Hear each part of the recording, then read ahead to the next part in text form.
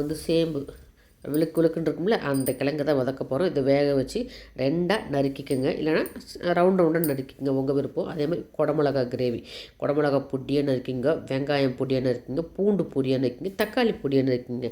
குடமிளகாவுக்கு பூண்டு தாங்க பிரதானம். பூண்டு நிறைய போட்டால் தான் டேஸ்ட்டாக இருக்கும். நார்த்து பக்கம்லாம் பார்த்திங்கன்னா பூண்டு தான் நல்லா போடுவாங்க, சீரகம் போட்டு தாளிங்க.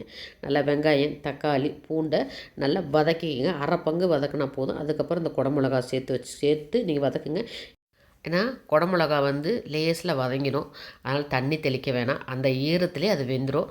நல்லா இதில் கொஞ்சம் மிளகாத்தூள், அதே மாதிரி மல்லித்தூள், சீரகத்தூள் கண்டிப்பாக சேருங்க, உப்பு போடுங்க.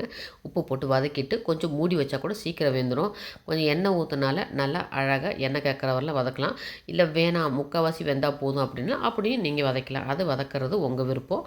அதே மாதிரி இங்கே வந்து பக்கத்து அடுப்பில் நம்ம வடை சட்டியில் எண்ணெய் வச்சு அதில் வந்து சோம்பு இல்லை சீரகம் போட்டு தாளிச்சிக்கலாம். இங்கே சாதமும் வச்சுட்டேன் பாருங்கள்.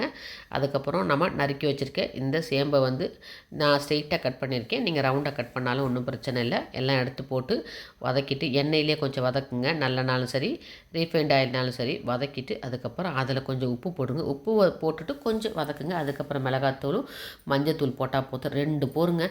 இதை அப்படியே நீங்கள் சிம்மில் வச்சு ஒன்ஸ் இந்த நான் வந்து இப்போ இரும்பு சட்டில் தான் பண்ணியிருக்கேன், அதனால் ஒன்ஸு அது வந்து சூடானதுக்கப்புறம் நீங்கள் சிம்மில் வச்சிடலாம்.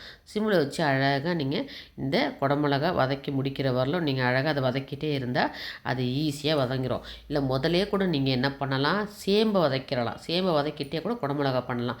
அப்படின்னும் போது ரெண்டுமே ஒரே நேரத்தில் நீங்கள் இறக்கிடலாம். இதுதாங்க இன்றைக்கி உங்களுக்கு குடமிளகா கிரேவியும் சேம்பு வதக்கலும் உங்களுக்கு சேனக்கிழங்கா. அது ஒவ்வொரு இடத்துலையும் ஒவ்வொரு மாதிரி சொல்கிறாங்க. இங்கே பாருங்கள், இந்த மாதிரி எண்ணெய் அடியில் நிற்கும். இரும்பு சட்டினா உங்களுக்கு எண்ணெய் இழுக்கவே இழுக்காது. அதுதான் உங்களுக்கு க்ளோஸ்அப்பில் காட்டுறேன்.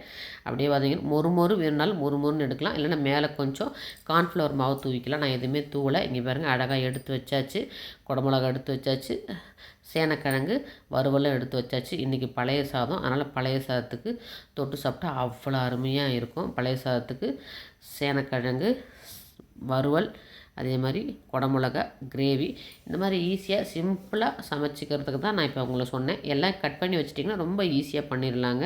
2 பொரியல் இன்றைக்கி